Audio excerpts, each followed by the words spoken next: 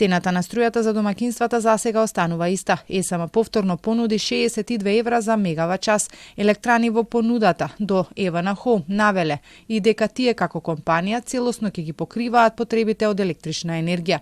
Оваа цена е идентична со претходната која беше добиена на последниот тендер на универзалниот снабдувач, јануари-јуни 2025, кога АДСМ понуди купопродажна цена од 62 евра за мегават час. Во соопштението на EVN Home стои дека цената ќе важи во следните 6 месеци, но ако се случат некои значајни промени на пазарите, може во ноември, кога ќе се носи и нова цена за преносот и дистрибуцијата, ЕСМ да мора да достави нова понуда. На есен не се исклучува и можноста да има поскапување заради планот за раст кој налага годинава да се намали учеството на државата во цената на струјата од сегашните 85% на 70%. Доколку ова се почитува, пресметката на председателот на РК Бислимовски во вчерашната топ тема покажа дека поскапувањето би можело да биде околу 5%.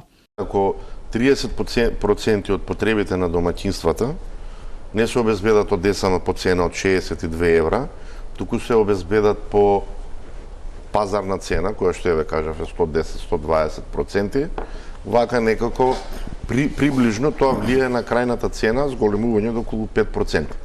Бислимовски најави дека за околу 2 месеци во сметките ќе биде наведено дали броилото е отчитано или пак фактурите се паушални. Исто така смета дека и во фактурите треба да има упатство како домаќинствата самите да ги читаат броилата.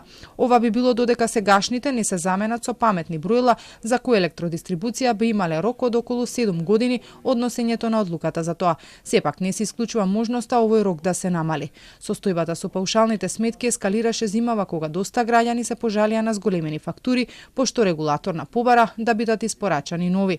На тендерот на универзалниот снабдувач понудата на ЕСМ била единствена.